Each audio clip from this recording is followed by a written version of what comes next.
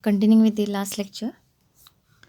So e raised to minus x square, which is constant with respect to s. So e raised to minus x square keep as it is, or write as it is, and cos sx derivative with respect to s. Use cos b formula. So cos b derivative is minus sin b into derivative of b. So cos sx derivative is minus sin sx into derivative of sx. Derivative of sx with respect to s is x. So this is your step. E raised to minus x square as it is, minus sin sx into x. So write in this form as take this e raised to minus x square and x together with minus sign. So minus e raised to minus x square into x sin sx dx. So this is your next step. That is first step of ds rule is assume the given integration as I of s, where s is your not variable.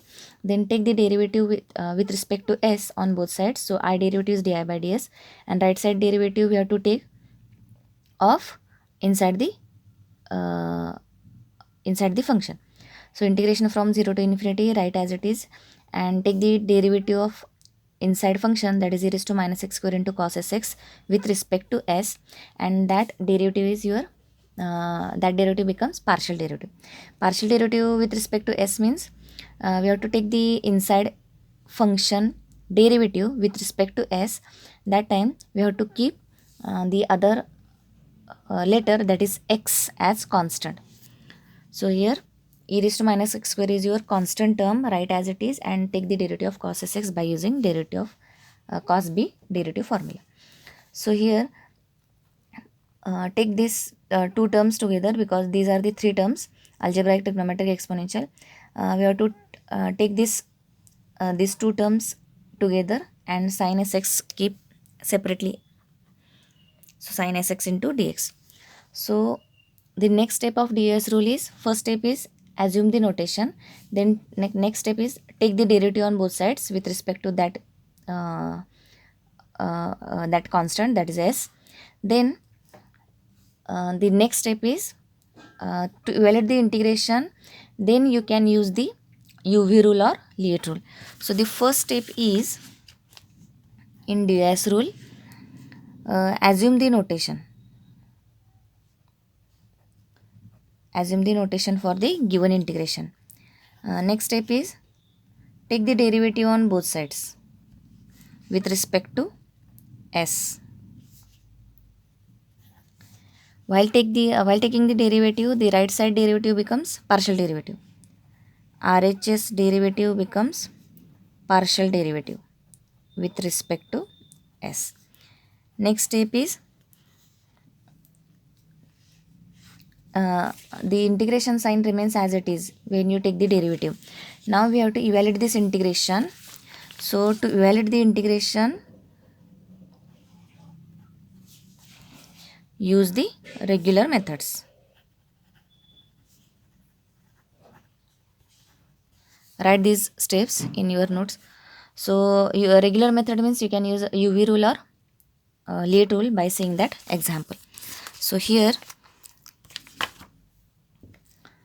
we are using Lie rule because here this is your this step you have to remember. This is your you can say the standard example in the Fourier transform, e raised to minus x square function. This is your standard type example. So here in that while applying the ds rule, some steps we have to remember. So this is your important step, that is e raised to minus x square and minus x take together and sin x separately, and take this function v because it contains exponential function, hence take together this together function take as v. Why we are taking this v function, I will explain in next step. And this is your u function, and we are using Lie rule. Lie rule because if this is your trigonometric function, so if you consider this u function and derivative of u uh, doesn't come 0 at any step, hence uv rule fails here. To apply the uv rule, it is not the case. Then next thinking is we have to apply the is there a Lie rule is applied to this example or not. So here uv rule fails, so next thinking is apply the Lie rule. So for Lie rule, this is your u function and this is your v function. So Lie rule is for definite limit Lie rule is this: first function into integration of second, and this integration of second, for this integration sign, there are no limits. For definite limits, this is the difference. Indefinite limit means there is no limits, so we can easily apply the Lie rule. But for definite limits, we have to keep this step. This is your important step, that first function into integration of second. While we take the integration of second, in that we have to take the indefinite limit, indefinite integration, that is without limit integration sign. First function into integration of second, uh, take the bracket for this, and for together to this term, take the limits of this, that is 0 to infinity. This 0 to infinity limits are not for this second term. This is the limits 0 to infinity for sin sx into this second term. So this is the difference in applying the Lie rule for the definite integration. First function into integration of second, limits from 0 to infinity. These limits are for both, minus integration from 0 to infinity into this term. We have to repeat, we have to write repeatedly again here. So first function into integration of second, 0 to infinity, minus integration of second, this term is again repeated here, into derivative of first. So sin sx derivative with respect to this integration is with respect to x. So sin sx derivative is, we have to take with respect to x. So apply the sin b rule. Sin b derivative is cos b into derivative of b. Sin sx derivative is cos sx into, so here into derivative of second, that is sin sx derivative is cos sx into sx derivative with respect to x is s dx as it is. So now we have to solve this integration separately by using the substitution method, because there is no any direct formula for evaluating the integration. So integration of minus e raised to minus x square x dx. So here we are using the substitution method, that is use the substitution, put x square equal to t. And in many examples we use the substitution method. So we have to take this substitution for particular term, so that it's after taking the derivative, whatever we get, that term also visible in this equation or in this inside the function. That is, if we put x square equal to t, then x square derivative is 2x dx, that is x dx is visible. That term also should be present in that integration. So this is your substitution hint. So here put x square equal to t, then take the derivative on both sides. X square derivative is 2x, take the differentials, that is dx equal to t derivative is dt. So convert this whole integration in the form of t variable. So integration of minus e raised to minus t, x square is t value, x dx is dt upon 2. So take minus half outside, integration of e raised to minus t dt, minus half as it is. E raised to minus t integration is, use the e raised to bracket formula, because e raised to bracket formula is e raised to bracket upon derivative of bracket. So here we are using bracket formula for e raised to minus t, because here t is variable and t power is 1. Hence we are using, or we can use bracket formula for this. But here e raised to minus x square, we can't apply bracket formula, because e raised to minus x square, in e raised to minus x square, x power is 2. Hence we are not use the bracket formula, but here we can use bracket formula for finding the integration of e raised to minus t. So e raised to minus t integration is e raised to minus t upon minus t derivative is minus 1. So here e raised to minus t derivative is e raised to minus t upon minus t derivative with respect to t is minus 1. If you are not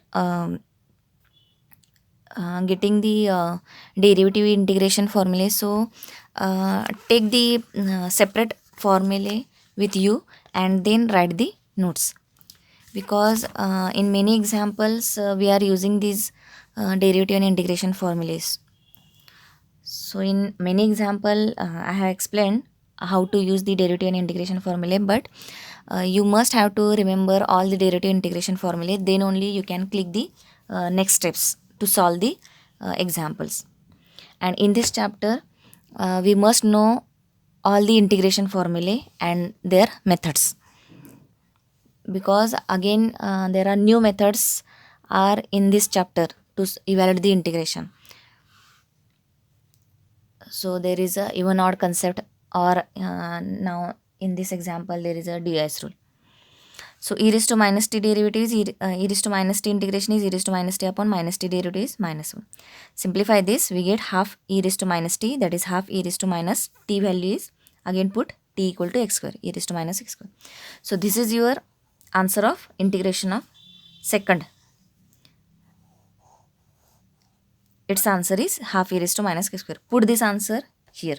So we get sin sx, that answer 0 to infinity, this minus minus plus 0 to infinity, its answer is half e raised to minus x square s cos sx dx. Now put the limits in both the terms. So for upper limit, sin infinity, what is the value of sin infinity? Because it is not in the table, but as sin and cos x are periodic function, that is if you see the table or this circle for sin cos, this angle is 0 on the xy axis on or on the scale. This angle is 0, pi by 2, pi, 3 pi by 2, again this is 2 pi. These formulae you have written in your first assignment, that is in formula assignment. See these formulae, 0 2 pi, then 5 pi by 2, this 25% is your pi by 2 angle. So add the pi by 2 angle to get the next angle. 2 pi, 5 pi by 2, 6 pi by 2 means 3 pi, 7 pi by 2, 8 pi by 2 means 4 pi, etc. So these are the angles. For sin 0 is 0, so take here 0 in opposite axis. Sin pi by 2 is 1, so here take minus 1. And for cos, angles are same. Cos 0 is 1, so take here minus 1. Cos 90 is 0, so take here 0. So for sin and cos, all the values for any angles are repeated, and these values are 0, 1 and minus 1, and nothing the other values. So for sin infinity and cos infinity, the values of this angle will be 0 or 1 or 1. So from this we can conclude that the sin infinity and cos infinity, the values are finite, that is they may have value 0 or 1 or minus 1, that is sin infinity is not infinity, cos infinity is not infinity, so it has some value, that is finite value. So this is your conclusion. So if you put infinity here, so we get sin infinity, that is finite value, into half, as it is e raised to minus infinity square, that is e raised to minus infinity, and e raised to minus infinity you can get the fixed answer, that is 1 upon e raised to infinity. Anything raised to infinity is infinity, 1 by infinity is 0, that is e raised to minus infinity value is 0. So 0 into finite value is again 0. 0 e raised to minus infinity is 0 and sin infinity is finite value. We cannot it can't give the fixed number, but we can conclude that it has the value finite. So finite number into 0 will be 0. So for upper limit this term is 0, and for lower limit sin 0 is 0. This is the fixed value, and half, as it is e raised to minus 0 square, that is e raised to minus 0. So e raised to minus 0 is again 1.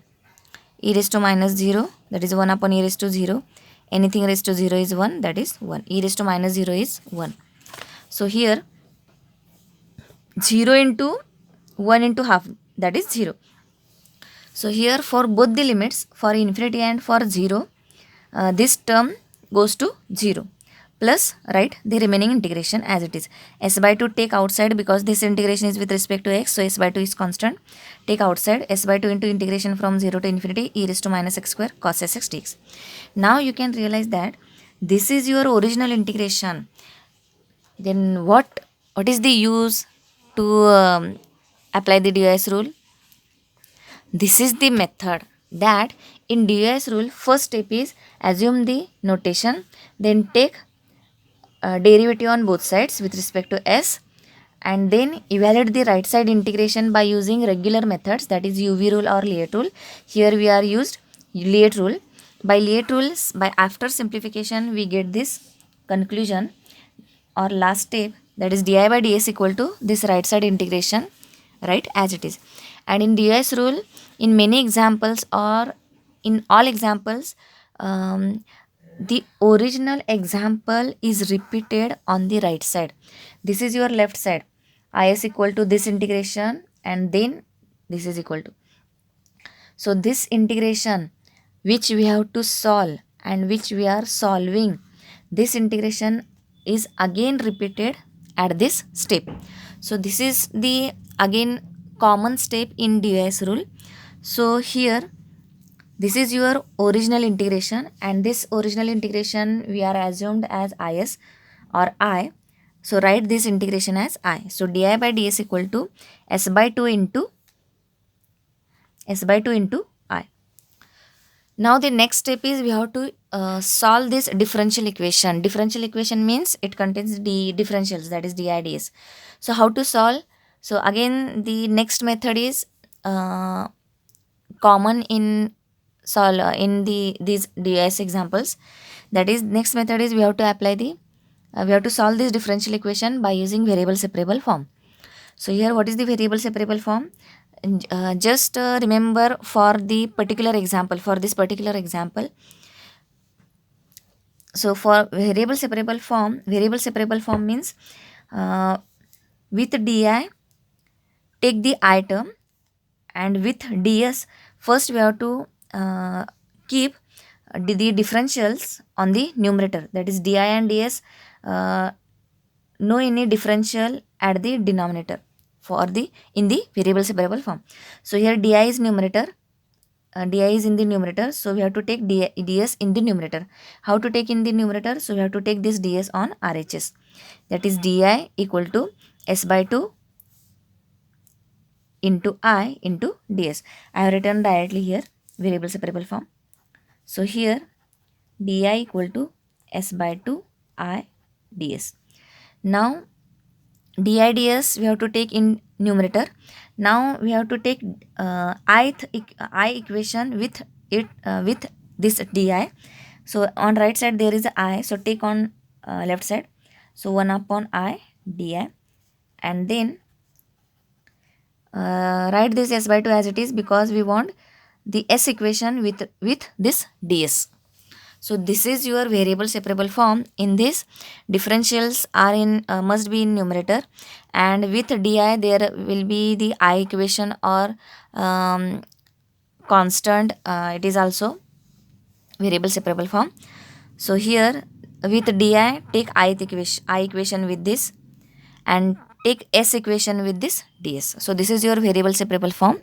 So to solve the differential equation, convert this equation into variable separable form, and then solve this variable separable form. That is, once you convert this equation into variable separable form, the solution of this equation is just take the integration on both sides.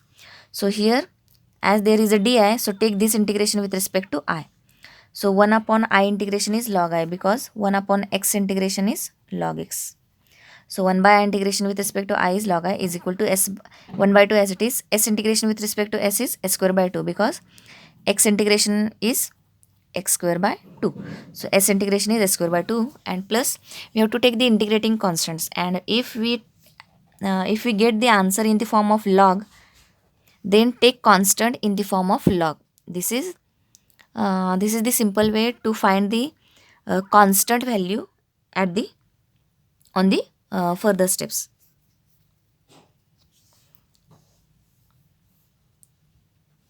So here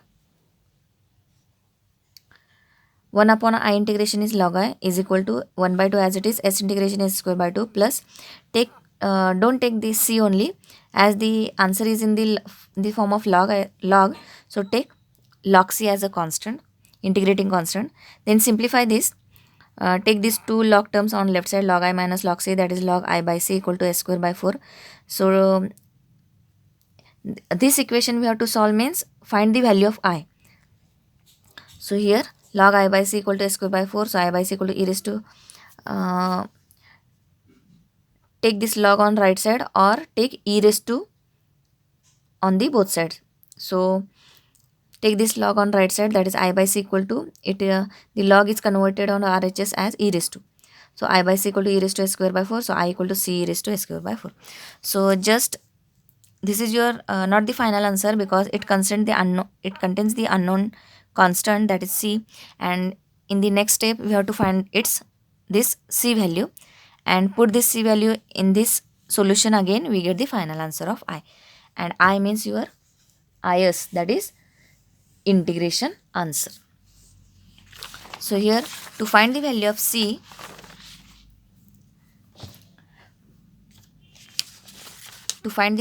here I means IS. Take the initial condition to find the value of c. So this is the common condition in every example. Put s equal to 0 and I equal to 0. So I of 0 equal to e raised to minus 0 is 1. We are putting s equal to 0 here. So e raised to minus 0 is 1. So I0 equal to c. So c value is, again we get the unknown value, c equal to I0.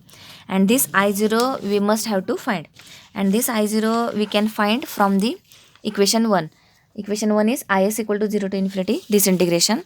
So in this, to find the I of 0 from is, we have to put s equal to 0, because we want I0 value. So from is to find I0, put here s equal to 0, so that we can get I0 value. So this is again the common step to find the value of c. If we get the I0 on left side, so this I0 we have to find from the original equation. From original equation, we have to put s equal to 0 in that equation. So I0 equal to, here these are the steps. I0 equal to 0 to infinity e raised to minus x square cos sx dx. This is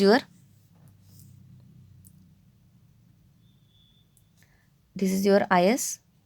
Then put s equal to 0, we get I0. I0 equal to 0 to infinity e raised to minus x square as it is, cos 0, s value is 0. So cos 0 is 1. So it is 0 to infinity e raised to minus x square dx. This is the value of c, and this is your integration. We have to solve this integration by using the substitution method. So put x square equal to t.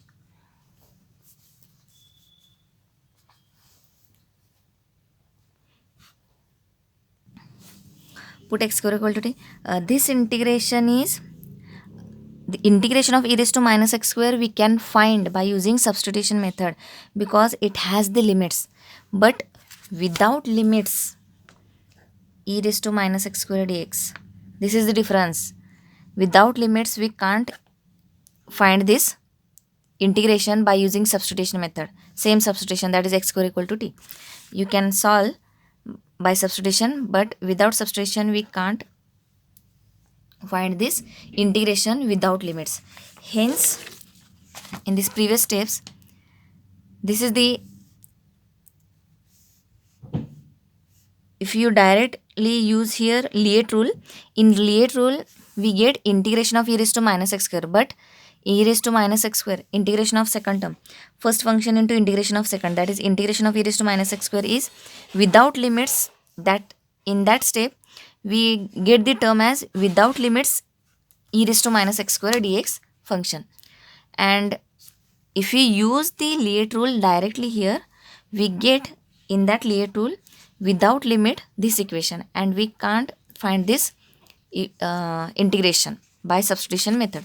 But with limits we can find the integration. Hence we are failed to apply the Lie rule here directly, and then we are use the DOS rule.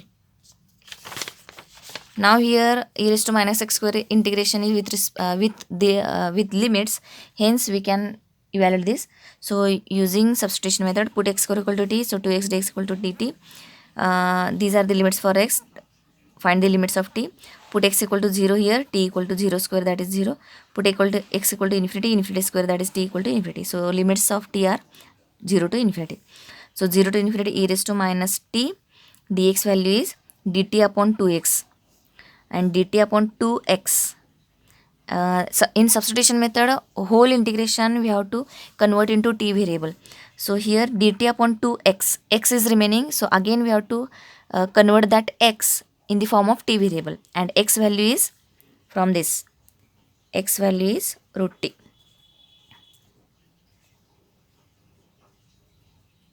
dt upon 2x we get earlier, so dt upon 2 root t. This is your value of dx. Then 1 by 2 0 to infinity e raised to minus t raised to minus half. Take this root t on numerator.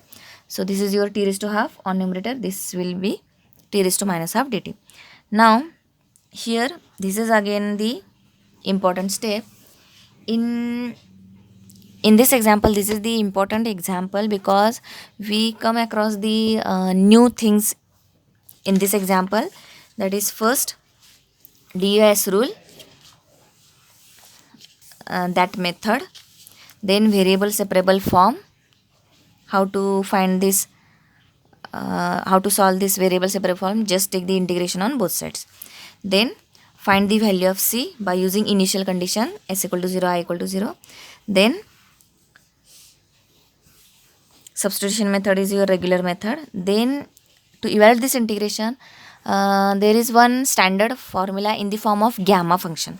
So gamma n equal to 0 to infinity e raised to minus x, that is e raised to minus variable raised to n minus 1 dx. So its integration value is directly you can write as gamma n, that is the x raised to power is n minus 1. So take n only here inside the gamma notation. So here t is variable, so e raised to minus variable raised to e raised to minus variable raised to. So what is the power of variable raised to? Minus half.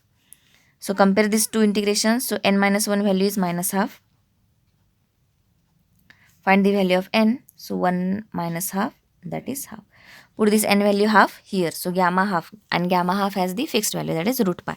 So root pi by 2. So we get this c value root pi by 2. Here we are using the gamma n formula to evaluate this integration directly. So c value is root pi by 2. Put this c value root pi by 2 here. We get is equal to root pi by 2 e raised to minus s square by 4. Is means we are using this notation just for applying the DOS rule, but this is your FCS, that is Fourier cosine transform. So Fourier cosine transform is root pi by 2 e raised to minus s square by 4. Fourier cosine transform of e raised to minus x square. So this is your important example. Next example is find the Fourier sine transform of e raised to minus mod x. Hence deduce that integration from 0 to infinity x sin mx dx upon 1 plus x square equal to pi by 2 e raised to minus m.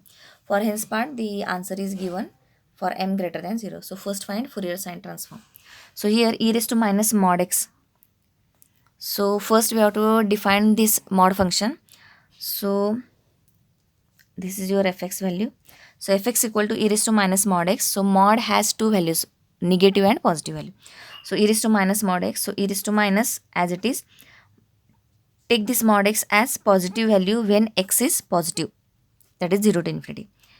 And e raised to minus sign as it is. And take this mod x as minus x, that is negative value when x is less than 0, that is negative value minus infinity to 0. So these are the two values for the mod function. E raised to minus, it is the original function. So write this e raised to minus as it is, and mod x value is x, mod x value is minus x. When x, this is x when x is positive, this is minus x when x is negative. Simplify this, e raised to minus x into, and the next function is e raised to x. So the Fourier sine transform formula is fss equal to 0 to infinity fx sin sx dx. So as the Fourier sine transform whole integration has the limits 0 to infinity, hence this condition or this function we can't take. To put here, next step is we have to put the fx value here. But here fx value has two values or two functions. One is e raised to minus x and another is e raised to minus minus plus, that is e raised to x. So which function we have to take, as both the functions we have to take or only one? So here check the condition, because the Fourier sine transform itself, that formula contains the limits as 0 to infinity. Hence we are not taking this minus infinity to 0 function, that is e raised to x. So take only 0 to infinity function, because our formula contains 0 to infinity limits. Hence e raised to minus x is the only function we have to put here, not the both. So the next step is put the value of e raised to put the value of fx. So 0 to infinity e raised to minus x sine sx dx. So this integration we can solve by the regular method or by the direct formula. So the formula is, if there is a product of two functions, one function is exponential and another is sine function, that is trigonometric function, then we can use, to solve or to evaluate this integration, we can use this direct formula, e raised to ax upon a square plus b square into a sin bx minus b cos bx. So here compare this integration with this, e raised to ax, e raised to minus x, that is a value is minus 1, and sin bx sin sx, that is b value is s. Put these a b values in this formula. So we have fs is equal to find the sine transform, we use here direct formula. So this is the easy example. In previous example we have to use the DOS rule. So here there is a direct formula to evaluate this integration. So e raised to a value is minus, so e raised to minus x upon 1 plus s square, a square value is minus 1 square, that is 1, b square value is s square into a value is minus 1, b value is s. So minus 1 sin bx, sin sx minus s cos sx from 0 to infinity. Now these limits are, as this is the integration with respect to x, so these limits are for x. So put x equal to infinity and x equal to 0. So 1 upon 1 plus s square doesn't contain x, so keep as it is separately. So 1 upon 1 plus s square and put x equal to infinity. So e raised to minus infinity is 0. Sin infinity and cos infinity has the both the values are finite, as we have seen in previous example, because these are the periodic functions. So this is the finite value. Finite value into e raised to minus infinity is 0. So finite value into 0 is 0. So for upper limit we get 0, and for lower limit put x equal to 0. So e raised to minus 0 is 1, sin 0 is 0, cos 0 is 1. So minus 0, cos 0 is 1, that is minus s. Simplify this, minus minus plus, that is s upon 1 plus s square. So this is your FSS, that is Fourier sine transform. Then in this example we have asked the hence part also. So for finding the hence part we have to use the inverse transform formula. So in first half part we asked the Fourier sine transform. So to find its hence part we have to use the inverse Fourier sine transform formula. So inverse Fourier sine transform formula is fx equal to 2 by pi 0 to infinity fss sin sx ds. This is your inverse Fourier sine transform. So put the fss value s upon 1 plus s square here. So 2 by pi 0 to infinity s upon 1 plus s square sin sx dx. So here in hence part, or to find the hence part value, we are not evaluated the integration. Just in finding the Fourier transform, any Fourier transform, sine or cos transform, we have to use the general method or DIS rule or even odd concept to evaluate this integration. But in hence part, it is not, we don't need to evaluate this integration. Just by comparing the given required hence part with your formula, we get the hence part answer. So here we are not evaluating this integration, just compare the hence part. In hence part, x sine term upon 1 plus x square dx. This here x is dummy variable and your formula is in s. So here compare this. So what we have to substitute or what we have to change? X upon 1 plus x square is matched with s upon 1 plus s square. So put here s equal to x. So 2 by pi 0 to infinity x upon 1 plus x square sine x into original x as it is dx. Now we get the x upon 1 plus x square. So for sine term, sine mx is here.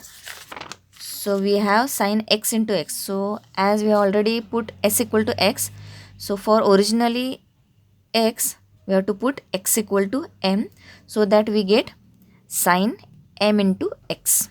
So here this is your substitution to get the hence part. Put s equal to x here, so we get x upon 1 plus x square first term, and to find the sine mx term, replace that x, original x, by m. So we get the hence part function. So 2 by pi 0 to infinity x upon 1 plus x square sine mx dx. So to find the hence part, this is your hence part. So take this 2 by pi on left side. So on left side there is fx and we are replacing x by m. So we get fx by fm. So fm is, as your function fx is e raised to minus x, fm is e raised to minus m. So e raised to minus m, 2 by pi on left side is pi by 2. Pi by 2 e raised to minus m. This is your hence part answer.